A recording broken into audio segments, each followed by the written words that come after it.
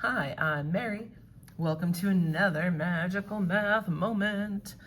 This is part 2 of verifying trig identities. So hopefully you've been getting some good practice with some of the simpler ones, and now we can kind of dive into some wild things.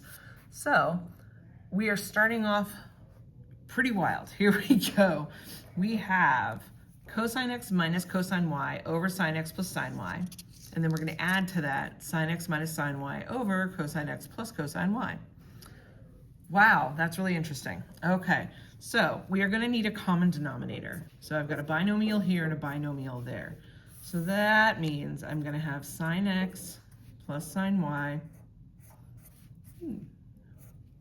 times cosine x plus cosine y down here on the bottom. I also then have to take this on the top here and multiply it by that on the bottom. So I've got cosine x minus cosine y times cosine x plus cosine y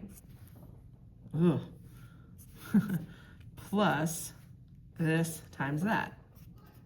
Sine x minus sine y, sine x plus sine y, and I really misjudged the amount of space I needed. That should equal 0. All right, this whole thing can go into the trash because that could be 0. This is wild. All right, here, hopefully you notice these are conjugates, so we can FLA, not FOIL, because the middle two terms are going to cancel if I FOIL. So I've got cosine squared x minus cosine squared y. Over here, same thing.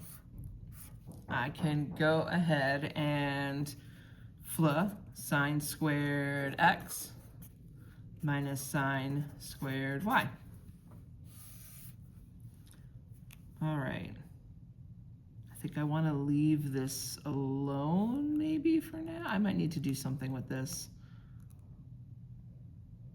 Let's leave it alone for now.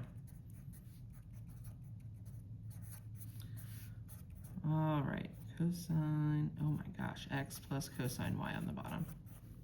Gross. Okay, so let's see what we compare together here. I've got cosine squared x plus sine squared x. Let's put them together. Hopefully you're noticing something interesting there. I've got negative cosine squared y minus sine squared y all over this denominator. Sine x plus sine y, cosine x plus cosine y. Okay. All right, so cosine squared and sine squared, that's 1, right? Over here, I have a negative cosine squared. Can I factor out a -1? I think I can. So I'm going to bring out a -1. That's going to give me cosine squared y plus sine squared y. Ooh, that's nice. On the bottom, sine x plus sine y. This is so much to write. It's so annoying. I'm so sorry. Especially if you're writing along with me. This is wild. All right. This is also going to give you 1. So look what happens. 1 minus 1 over all this nonsense. See, aren't you glad we didn't try to do anything with this bottom denominator stuff? Because that really would have been messy and upsetting. And I just end up with 0 over all of this. Oh my gosh. This one's not so bad. It's just all of the writing, especially with these markers, the tips are not as fine point as they used to be. So 0 divided by anything is 0, and we did it. That's wild. Hopefully it wasn't too bad for you. All right, I saved an extra piece of paper just in case, but we didn't need it, so that's good. Here's another one. This might be a little more tame. I hope it is. Let's see. I am looking at sine x tan x, and I'm thinking, let's rewrite that to try to get this. I don't know if it'll work, but we'll try. So sine x over 1 is the same as sine x over or not the same as, sine x over 1 is sine. We're going to multiply that by sine x over cosine x. Okay. If I go across, sine times sine is sine, change colors, sine squared. I like to change color in my lines here because I think it's a little bit easier to kind of see step by step what's happening, because there's a lot of fractions involved in these, and this makes it nice and easy to see. All right, so sine squared, I know from my identities, is the same as 1 minus cosine squared. So I can do that up here. Okay. I'm thinking of factoring, but I'm also not really liking that idea. I'm thinking instead, since this is a fraction, I can split this into 2 fractions. So I can say 1 over cosine minus cosine squared x over cosine x, which is a beautiful strategy because look what happens. 1 over cosine is in fact secant x. Cosine squared divided by cosine is cosine.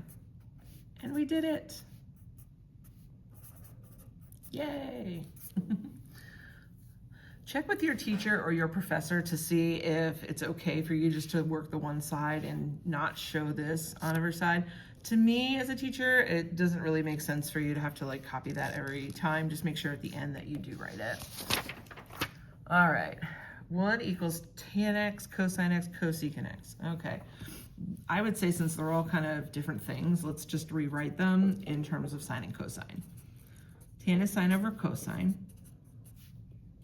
Cosine is just cosine over 1, and cosecant is 1 over sine. Okay, hopefully you see what's going to happen here. We got sine x, cosine x on top, cosine x, sine x on the bottom. Boop, boop. They're all going to cancel. 1 is 1. Did you love when that happens? That's so fun. All right, oh my goodness, this is pretty wild. We have secant x minus secant x sine squared. Hopefully, oh, can you see that? There you go. Hopefully you're noticing they have a secant x in common. Let's factor that out. Secant x, I'm left with 1 minus sine squared. Okay. 1 minus sine squared is cosine squared. How convenient. So this is secant x times cosine squared x.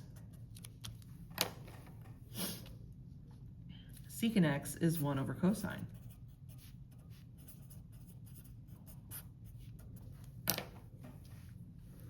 I could put it together as one fraction. Cosine squared over cosine is going to give you cosine x. Isn't that so neat how you could start with something so wild and then it ends up being something simple like cosine x? I don't know. I find that interesting. All right, so there's always an exception to a rule. Normally when we're doing these, we only work one side of the identity. This is a complicated situation. So this is going to be a case where we have to work both of them. You're probably not going to see a lot of these, but it is good to notice them and to be able to play around with them and figure it out. So let's see, cotan squared is the same as cosecant squared minus 1. So I'm going to replace that up there. Cosecant squared minus 1. Cosecant squared minus 1. Yes. Okay. I'm going to flip this around so it's cosecant x plus 1. All right. I'm just going to work the left side, and then we'll get to something where we'll say, we can't really do anything else, and we're going to have to work the right as well. Hopefully you notice this is difference of squares. So this is cosecant x plus 1, cosecant x minus 1.